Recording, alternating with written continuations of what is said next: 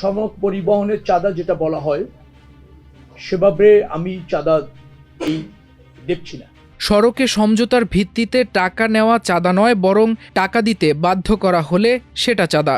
বিকেলে সচিবালয়ে নিজ কার্যালয়ে সাংবাদিকদের প্রশ্নের জবাবে সড়ক পরিবহন ও যোগাযোগ মন্ত্রী শেখ রবিউল আলম একথা বলেন।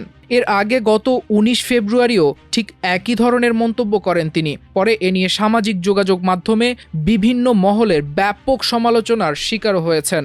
চাঁদা আমি ওটাকে বলতে চাই যে কেউ দিতে চায় না বা তাকে বাধ্য করা হচ্ছে, সেটা হলো চাঁদা।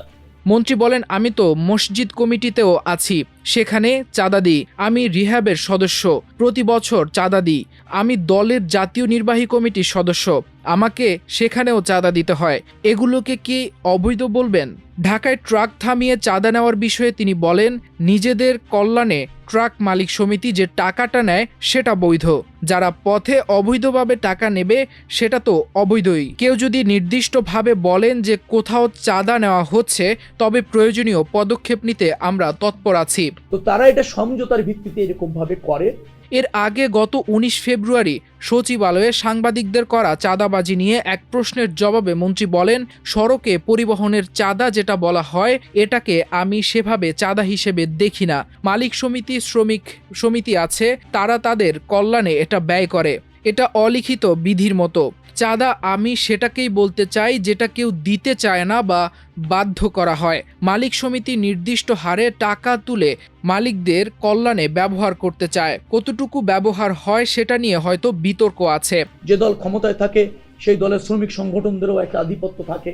মন্ত্রী রবিউল আলম আরও বলেন, শ্রমিক কল্যাণ ফেডারেশন সহ অনেক সংস্থা আছে, তারা এটা সমঝোতার ভিত্তিতে করে। সেখানে আবার প্রাধান্য পায় যখন যার প্রভাব থাকে, এমনকি মালিকদের বা দলের প্রভাবও থাকে। যে দল ক্ষমতায় থাকে সেই দলের শ্রমিক সংগঠনের একটি আধিপত্য থাকে, কিন্তু এটা চাঁদা আকারে আমাদের কাছে দেখার সুযোগ হচ্ছে না, কারণ তারা সমঝোতার ভিত্তিতে করছে। বা যে সমস্ত জায়গা আছে সেখানে বাইরে থেকে কেউ চাপ প্রয়োগ করে চাঁদা নেবে, অনৈতিক সুবিধা নেবে, সে সুযোগ নেই। এ সময় ঈদের ছুটিতে বাড়ি ফেরার বিষয়ে তিনি বলেন, ছুটি কম হয়ে গেলে চাপ নেওয়াটা একটু কঠিন হয়ে যায়। গত বছর ছুটি দীর্ঘ ছিল, এতে একটা বড় সুবিধা পাওয়া গেছে। এবার আমরা সিদ্ধান্ত নিয়েছি যে ওই প্রক্রিয়াটা অনুসরণ করব, পাশাপাশি নতুন করে আরও কী পদক্ষেপ নিলে ভোগান্তি কমবে সেটাও ঠিক করা হবে। মাল্টিমিডিয়া ডেস্ক, আমার দেশ।